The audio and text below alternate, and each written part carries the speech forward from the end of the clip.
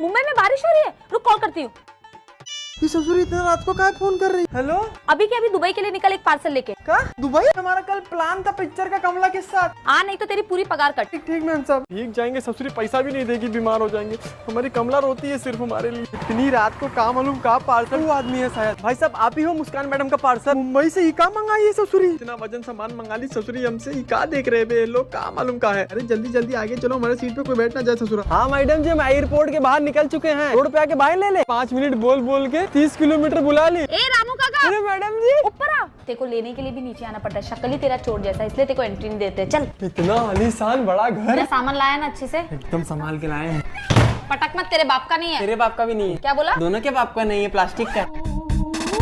बारिश हो गई थी, आम मिलना बंद हो जाते, सीधा अगले साल मिलते। अच्छा वो मैंने मंगा लिए। उधर देख, चल।